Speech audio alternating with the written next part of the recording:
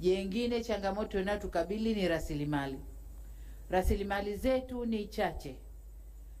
Kama mnavyojua, mara nyingi tunategemea kupata kutoka nje, mikopo kutoka kwa taasisi mbalimbali za kimataifa, mabenki ya kimataifa, lakini yaliyotokea nchini kwetu yametutia doa kidogo.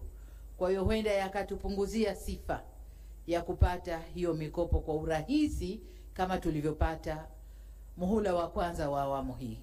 Muhula wa kwanza wa awamu hii tulikuwa tunapata sana kwa sifa zetu, kwa msimamo wetu, kwa kazi tunavyofanya. Lakini doa tulilojitia huenda likaturudisha nyuma. Kwa maana hiyo, tuna kazi ya kutafuta fedha humu ndani. Kutumia rasilimali zetu alizotupa Mungu, tutaangalia njia gani tutazitumia tupate fedha ili tukatekeleze miradi ile ambayo tunakwenda kutekeleza. Kubwa zaidi, awamu ya pili, muhula wa pili wa awamu ya 6, tutaanza kufanya miradi wenyewe, alafu mashirika yatatukuta njiani, tutakwenda nao.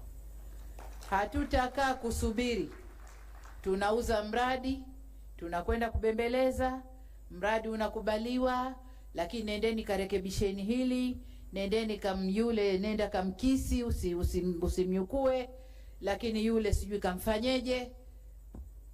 Mradi badala ya kupata approval kwa miezi 3-4, tunachukua mwaka mzima tunabembeleza mradi mmoja. Paka permission inatoka, no objection, maneno yenu wataalamu. Tuna miaka 2 tunamaliza kipindi chetu. Hatutasubiri hayo.